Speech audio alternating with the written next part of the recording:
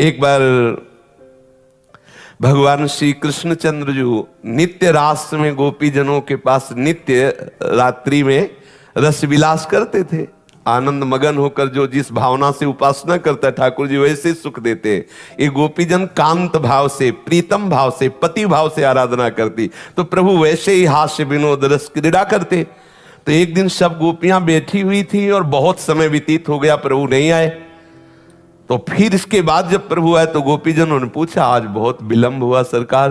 बोले, आज हमारे गुरुजी आए थे। आपके गुरुजी आए थे? बोले, हाँ, पल्लीपार यमुना के हैं। कौन गुरुजी हैं? बोले, दुर्वासा जी आए थे। भगवान संतों का आदर करते हैं।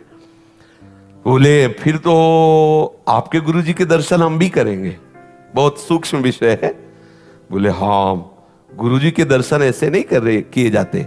अगर गुरुजनों के पास जाया जाए तो शास्त्र में भी आता है, भले वो आप दूब लेके जाइए, दूब अंकुर, कोई पत्र, कोई फल, कोई पुष्प, लेकिन खाली हाथ गुरुदेव के चरणों के समीप ना जाए, ऐसा शास्त्र आज्ञा करता है। गोपीजनों ने काम पत्र पुष्प फल क्यों ले जाएंगे, हम तो बढ़िया ले जाएंगे, गुलाब जामुन, पुआ, खीर, पूड़ी, अभी हम सब मिलकर तैयार किए। अब वहां एक दो तो थी नहीं, यूथ की यूथ, मतलब अगर पुआ पूड़ी का एक जगह स्टॉक किया जाए तो छोटे मोटे गिरिराज जी, क्योंकि संपूर्ण ब्रजवासिनी, और गुरुजी आए हैं प्रीतम के, तो खूब सब जब चली तो उनका प्रीतम, एक बात बताओ, यमुना जी बढ़ी हुई है और रात्रि का समय नाविक मिलना तो मुश्किल, और नाविक भी मिलेगा तो सुबह तक पार हो पाएंगे क्योंकि एक दो तो है नहीं। तो उनका यमुना जी से कहना, यदि श्री कृष्ण अखंड बाल ब्रह्मचारी हैं तो मार्ग दे दो। हंसी, क्योंकि सबको पता है कि कैसे हास्य विनोद करते, कैसे अटखेलियां करते। गई यमुना जी से कहा कि यदि मेरे प्रीतम श्री कृष्ण अखंड बाल ब्रह्मचारी तो मार्ग दे दो। यमुना जी हट गई, पूरा थल की तरह जल एकदम हटकर सूख गया और निकल गए। आश्चर्य हुआ कि भगवान कैसी बात कर रहे हैं। दुर्वासा जी के पास गई, प्रणाम किया और कहा, महाराज ये भोग स्वीकार करो। बोले, आ डालो। अब वो मुंह बगाड़ दिए, सब डालते, सब इतना किनका भी नहीं बचाओ, सब पहाड़ के पहाड़ और सब पा गए। प्रणाम किया, बड़े आश्चर्य में महात्मा है, शरीर हड्डी हड्डी, पेट कहीं दिखाई नहीं दे रहा, चिपका हुआ, और मनो खीर पुआ सब पा गए। बोले, महाराज यमुना जी बाढ़ी हुई, लौट के जाने। बोले, आई कैसे थी? बोले, प्रभु ने कहा था कि अगर हम अखंड बाल ब्रह्मचारी हैं तो मार्ग दे दो। तो बोले, जाओ यमुना जी से कह दो कि दुर्वासा ने यदि दूब के अंकुर के सिवा अपनी जबान में कभी कुछ रखा ना हो तो मार्ग दे दो। गोपिका हंस पड़ी, बोले, मान गए गुरु चेला दोनों झूठे। वो कहते हैं अखंड बाल ब्रह्मचारी, अभी मनोपुआ खीर खा गए, और कह रहे दुर्वासा ने दूब का रस के सिवा और कभी कुछ आहार न किया हो तो मार्ग दे दे।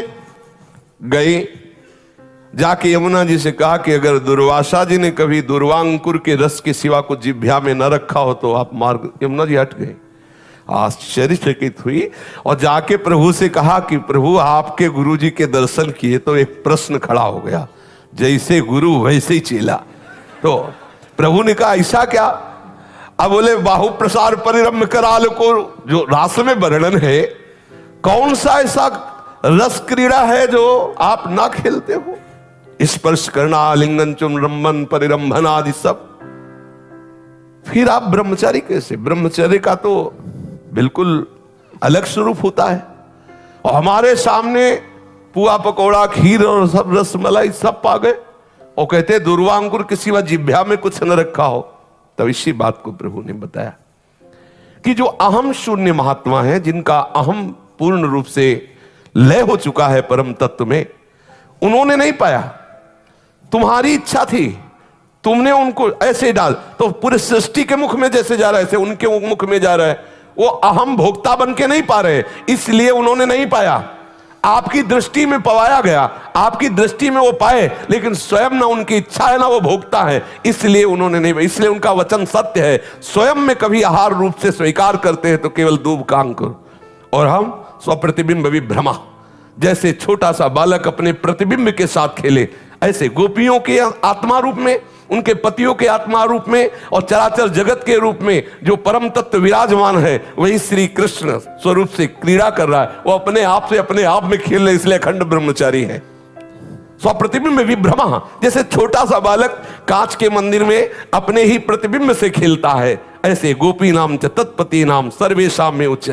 गोपियों के पति और सब चराचर जगत की जो आत्मा है वही अपने आप से अपने आप में खेल रहा है, इसलिए अखंड ब्रह्मचारी। तो हमको अपने कर्मों का फल इसलिए भोगना पड़ता है कि हम अपने कर्म मानते हैं और हम स्वयं अहम से एक शरीर में सीमित हो गए हैं, इसलिए भोक्ता बनना ही पड़ेगा, जबरदस्ती बनना पड़ेगा। यदि आप कर्ता बनेंगे और आप कुछ ना बनो तो देखते रहो जो कुछ हो रहा है, आप जीवन मुक्त हो जाओगे।